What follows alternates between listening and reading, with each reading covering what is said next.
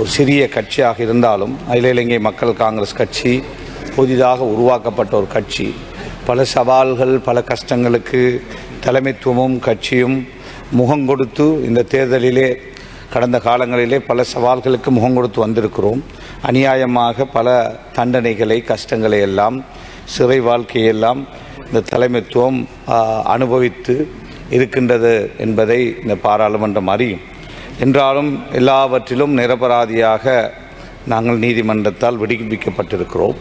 அவ்வாறு இருந்தும் 140 உறுப்பினர்கள் இந்த கட்சி அகில இலங்கை மக்கள் காங்கிரஸ் கட்சி சார்பாக அம்பாறை, திருகோணமலை, மட்டக்களப்பு, மன்னார், வவுனியா, முல்லைத்தீவு, அதேபோல் புத்தளம், குருநேகல், களுத்தர, கொழும்பு போன்ற கண்டி போன்ற மாவட்டங்களிலே மக்கள் ஆணை தந்திருக்கிறார்கள். அன்றாதபுரம் போன்ற மாவட்டங்களில். எனவே அந்த மக்களுக்கு என்னுடைய மனமார்ந்த நன்றியை இந்த சபையிலே நான் தெரிவித்துக் கொள்கின்றேன். அதேபோல் எங்கள் மீது கொண்டிருக்கின்ற நம்பிக்கை, அந்த நம்பிக்கை வீண் போகாமல் நிச்சயமாக இன்ஷா அல்லாஹ் எங்களுடைய உறுப்பினர்கள் அல்லது சபை தலைவர்கள், பிரதி தலைவர்கள் எதிர்காலத்திலே மக்களுக்கான பணிகளை நேர்மையாக செய்வார்கள் என்பதை இந்த உயர் சபையிலே நான் சொல்லிக்கொள்ள விரும்புகின்றேன்.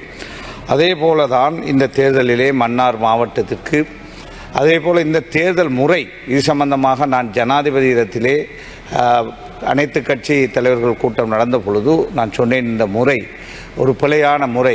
இந்த முறையினால் எந்த ஒரு கட்சியாலும் அல்லது எந்த ஒரு சபையையும் சரியாக அமைக்க முடியாத ஒரு துர்ப்பாக்கிய நிலை வரும் என்று சொன்ன பொழுது ஜனாதிபதி அவர்கள் கூட அப்படி என்றால் இதை மாற்றுவோமா என்று கூட கேட்டார். என்றாலும் அவருக்கு பக்கத்தில் இருந்த உங்களுடைய ஒரு அமைச்சர் சொன்னார், இல்லை இல்லை இப்போ காலம் போதாது, மாற்ற முடியாது என்று.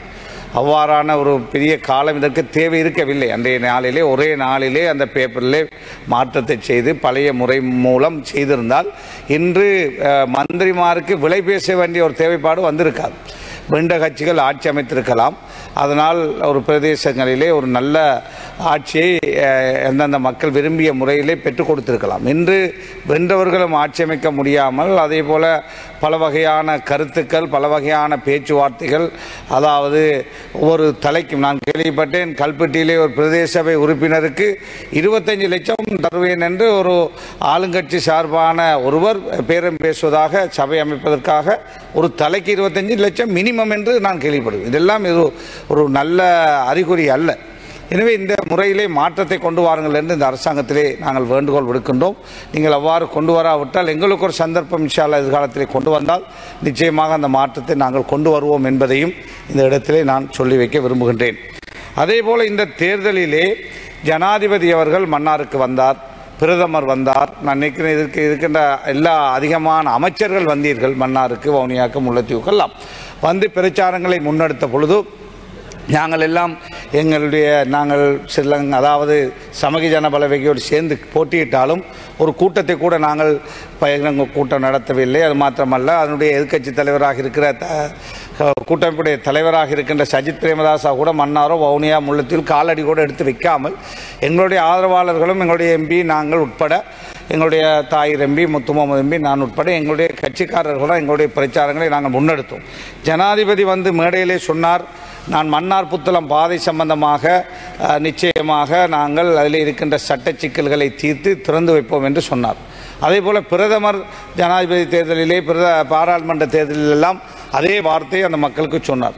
மன்னார் மாவட்ட மக்கள் அதிகமாக உங்களுடைய அரசாங்கத்துக்கு இந்த தேர்தலிலே வாக்களித்திருக்கிறார்கள். அவருடைய பெரிய எதிர்பார்ப்பாக இருந்தது மன்னார் புத்தளம் பாதை இந்த அரசாங்கம் திறந்து தரப்போகிறது என்று. ஆனால் போன வாரம் நான் கேள்விப்படுகிறேன், நீதிமன்றம் முற்றாக அந்த பாதையை இழுத்து மூடுமாறும் தீர்ப்பளித்திருக்கிறது. 15 வருஷத்துக்கு முன்னர் அந்த பாதையை நாங்கள் திறந்த பொழுது நீதிமன்றத்திலே ஒரு NGO போய் வழக்கு தாக்கல் செய்த பொழுது AG டிபார்ட்மெண்ட் தான் அரசாங்கம் சார்பாக பேசிக் கொண்டிருந்தார்கள். அவர்கள் வந்து இந்த பாதையை காலையிலிருந்து மாலை வரை திறந்து வைப்போமா, திருவில்கள் மாத்திரம் செல்லாமல் ஏனைய வாகனங்கள் செல்வதற்கு அனுமதிப்போமா என்றெல்லாம் பல நெகோசியேஷன்கள் போய்கொண்டிருந்தது. அவ்வாறு இருக்கின்ற பொழுது ஒருதலை பட்சமாக சட்டமாதிபர் திணைக்களம் தோடைய உடன்பாட்டோடு சேர்ந்து நீதிமன்றம் இவ்வாறான ஒரு தீர்ப்பை தந்து 100 வருஷங்களுக்கு மேன்மையான பழமை வாய்ந்த பி ரோட், அதாவது இலங்கையிலே இவ்வாறான பாதைகள் இருக்கிறது. இப்பொழுது நீங்கள் போய் பார்த்தால் தெரியும், திருவண்ணாமலையிலிருந்து வருகின்ற பொழுது ஹபர்னையிலே யானையை காணலாம். அதே போல அம்பாறையிலிருந்து வருகின்ற பொழுது ஹபர்னையிலே அதே போல வேறு பகுதிகளிலே யானை அதே போல விலங்குகளை காணலாம். அவ்வாறு இருக்கின்ற பொழுது இலங்கையிலே யாழையாக இருக்கலாம், எங்கும் பாதைகள் இருக்கிறது. ஆனால் வன்னியில் அதாவது மன்னாரையும் புத்தளத்தை இணைக்கின்ற பாதை வடமாகாணத்திலே வாழ்கின்ற தமிழ் பேசும் மக்கள் அதிகமாக பாவிக்கின்ற பாதை. அந்த பாதையை மாத்திரம் இழுத்து மூடுவது என்பது எந்த வகையிலே நியாயம் என்று நாங்கள் கேட்கிறோம். ஒரு பாதை இழுத்து நீதிமன்றத்திலே சட்டமாதிபர் திணைக்களம் அவர்கள் போய் இந்த மாதிரியான பாதை இழுத்து மூடுவதற்கு ஆதரவாக சொல்லி 15 வருஷமாக நிலுவையில் இருந்த அந்த வழக்கை இந்த ஜனாதிபதி இந்த மன்னாரிலே சொல்லுகிறார், நாங்கள் கதைச்சு திறந்து விடுவோம் என்று சொல்லிவிட்டு வந்து 2 வாரத்திலே நீதிமன்றம் இவ்வாறான ஒரு தீர்ப்பை வழங்குகிறது. இந்த தீர்ப்பு பிழையான தீர்ப்பு.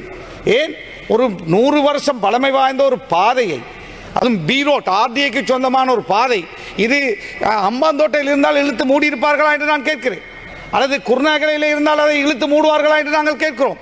இது மன்னாரிலே இருப்பதனால் அந்த பகுதியிலே வாழ்கின்ற மக்கள் சிறுபான்மை மக்களாக இருப்பதனால் தான் அதாவது சட்டமா அதிபர் திணைக்களம் அதற்கு உடன்பட்டு இந்த பாதையை இழுத்து மூடியிருக்கிறார். இந்த தீர்ப்பு பிழையான தீர்ப்பு. அது மாத்திரமல்ல, என்று தெரியும் உங்களுக்கு, எதிர்கட்சிக்காரர்கள் எல்லாம் சட்டமா அதிபர் திணைக்களம் பழைய 10 வருஷ 20 வருஷ கேஸ்களை எல்லாம் முன்னுக்கு கொண்டு வந்து அவர்களை சிறையிலே போடுகிறார்கள். அவ்வாறு தேடி தேடி சட்டமா அதிபர் திணைக்களம் கேஸ்களை எடுத்து இந்த வேலைகளை செய்கின்ற பொழுது இந்த நாட்டுக்கு முக்கியத்துவமாக இந்த யாழ்ப்பாணத்திலிருந்து கொழும்புக்கு வருகின்ற பொழுது, மன்னாரிலிருந்து வருகின்ற பொழுது 100 கிலோமீட்டர் மிச்சப்படுகிறது. 100 கிலோமீட்டர் மிச்சப்படுகின்ற ஒரு பாதையை விலங்குகளுக்காக வேண்டி இழுத்து மூடுகின்றோம் என்ற ஒரு தீர்ப்பு வழங்கப்பட்டு இன்று மக்களுடைய எதிர்பார்ப்பு 100% நாசமாக்கப்பட்டிருக்கிறது. ஜனாதிபதியுடைய வார்த்தை பொய்ப்பிக்கப்பட்டிருக்கிறது, பிரதமருடைய வார்த்தை பொய்ப்பிக்கப்பட்டிருக்கிறது. வாக்களித்த மக்கள் இன்று வேதனையோடு இருக்கிறார்கள். எனவேதான் உங்களிடத்திலே நாங்கள் சொல்லுகிறோம், இது சம்பந்தமாக மீள 3 பேர் கொண்ட நீதிபதிகள் தீர்ப்பை கொடுத்திருப்பதனால் ஒரு 5 பேர் கொண்ட நீதிபதிகளை நியமித்து இந்த வழக்கு மீண்டும் பரிசீலிக்கப்பட வேண்டும். இது வெறும் இந்த மக்களுக்கு நியாயம் பெறப்பட்டு கொடுக்கப்பட வேண்டும். தனி நாடு கேட்டு போராடிய நாடு இந்த நாடு. இந்த நாட்டிலே சிங்கள பேரினவாதிகளோடு வாழ முடியாது என்று தமிழீழம் தாருங்கள் என்று இந்த நாட்டிலே ஒரு இனம் போராடியது. சைனட் வில்லைகளை கட்டிக்கொண்டு போராடியது ஒரு மண்ணுக்கான போராட்டம். அவ்வாறு இந்த நாட்டிலே நடந்த வரலாறு இருக்கிறது. 30,000 40,000 மக்கள் கொல்லப்பட்டிருக்கிறார்கள். தமிழ் மக்களும் கொல்லப்பட்டார்கள், சிங்கள மக்களும் கொல்லப்பட்டார்கள், இராணுவ வீரர்களும் கொல்லப்பட்டார்கள், சாதாரண மக்களும் கொல்லப்பட்டார்கள். அப்பாவி என்னை போன்ற 1 லட்சம் முஸ்லிம்கள் அகதிகளாக்கப்பட்டார்கள். அவ்வாறான ஒரு வரலாறு இந்த நாட்டிலே இருக்கிறது. இதையெல்லாம் மறந்து நீங்கள் இன்று பாராளுமன்றத்திலே பேசலாம்.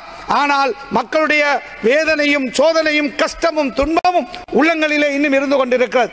எனவே இந்த பாதை மன்னாரையும் அல்லது வடமாகாணத்தையும் தெற்கையும் அதாவது புத்தளத்தையும் இணைக்கின்ற பாதை என்பதனால் தான் இது இழுத்து மூடப்பட்டிருக்கிறது. இந்த பாதை நான் ஏற்கனவே சொன்னது போல தென் பகுதியில் இருந்திருந்தால் ஒரு நாளும் எந்த ஒரு நீதிபதியோ நீதிமன்றமோ சட்டமாதிபர் திணைக்களமோ இந்த பாதையை இழுத்து மூடுவதற்கு உதவி செய்திருக்க மாட்டார்கள்.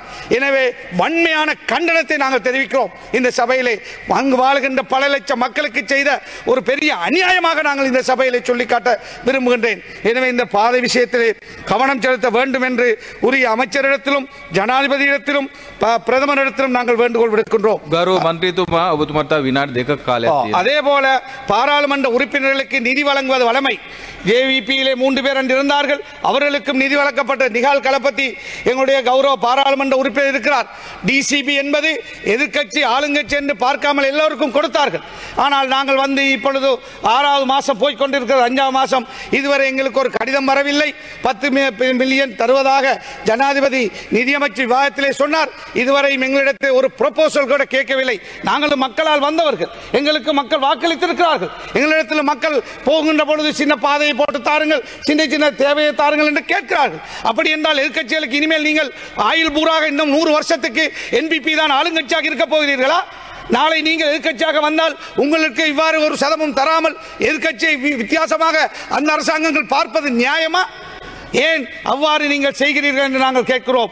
ஜனாதிபதி அவர்களும் நிதியமைச்சரும் இந்த விஷயத்திலே, ஜனாதிபதி தான் நிதியமைச்சராக இருக்கிறார், தயவு செய்து டிசிபி ஃபண்ட் அந்த அது எதிர்கட்சி எந்த கட்சியாக இருந்தாலும் கடந்த காலங்களிலே கொடுத்ததை போல நீங்கள் கொடுத்தாக வேண்டும் என்று நாங்கள் இந்த இடத்திலே வேண்டுகோள் விடுக்கின்றோம். அதே போலதான் பாராளுமன்ற உறுப்பினர்களுடைய பாதுகாப்பு. நான் வன்னி மாவட்டத்திலே தெரிவு செய்யப்பட்ட ஒருவன். அன்றொரு நாள் இரவு ஒரு கூட்டத்திற்கு சென்ற பொழுது, அதாவது நடுக்காட்டிலே நாங்கள் வருகின்ற பொழுது வேறு கட்சி சார்பானவர்கள் சூழ்ந்து கொண்டு குடிபோதையிலே நின்று ஒரு கஷ்டமான ஒரு நிலையிலே தான் அந்த இடத்தில் நான் வந்தேன். எனவே பாதுகாப்பு நாட்டிலே சீராக இருந்தால் பயமில்லை. சில நாடுகள் சுவிஸ் போன்ற நாடுகளிலே பாதுகாப்பு சீராக இருக்கிறது. நமது நாட்டிலே எத்தனை பேர் கொல்லப்பட்டு கொண்டிருக்கிறார்கள், சாதாரண மக்கள் கொல்லப்படுகிறார்கள். நேற்று கூட கேள்விப்படுகிறோம் ஒரு துவக்கு, அதாவது கொலம்பு 7 அந்த பகுதியில் இருந்து கைப்பற்றப்பட்டிருக்கிறது. யாரை கொள்வதற்காக கொண்டு வந்தார்கள் என்று தெரியாது. ஒரு 2 போலீசாரையோ அல்லது ஒரு போலீசாரையோ அல்லது தனிப்பட்ட பாதுகாப்பையாவது பலப்படுத்துவதற்கு இந்த அரசாங்கத்தால் அவ்வளவு பெரிய செலவு போகிறதா என்று நாங்கள் கேட்கிறோம். ஒரு மனிதனுடைய உயிர் போயின பிறகு பாதுகாப்பு கொடுக்க போகிறீர்கள்? மக்கள், அதாவது மக்கள் பிரதிநிதிகள் நாங்கள். நாளை எங்களுடைய உயிருக்கு ஏதாவது வந்தால், ஆபத்து வந்தால் நீங்கள் தான் பொறுப்பெடுக்க வேண்டும் என்று இந்த பாராளுமன்றத்தில் நாங்கள் சொல்லிக்கொள்ள விரும்புகின்றோம். பாராளுமன்ற பாதுகாப்பை பாதுகாக்க வேண்டிய பொறுப்பு சபாநாயகருக்கு இருக்கிறது. சபாநாயகர் இந்த பாராளுமன்றத்தில் ஒரு பொம்மை போல இருக்கிறார். ஒரு நாள் கூட ஒரு பாராளுமன்ற உறுப்பினருடைய கருத்துக்களை கேட்காத சபாநாயகர் இந்த பாராளுமன்றத்தில் முதலாக நாங்கள் காண்கிறோம். 24 வருஷமாக இந்த பாராளுமன்றத்தில் இருக்கிறோம். இப்படிப்பட்ட ஒரு பொம்மை சபாநாயகராக இந்த பாராளுமன்றத்தில் இருந்த வரலாறு கிடையாது. செய்திகளை உடனுக்குடன் தெரிந்து கொள்ள உடனே சப்ஸ்கிரைப் பண்ணுங்க.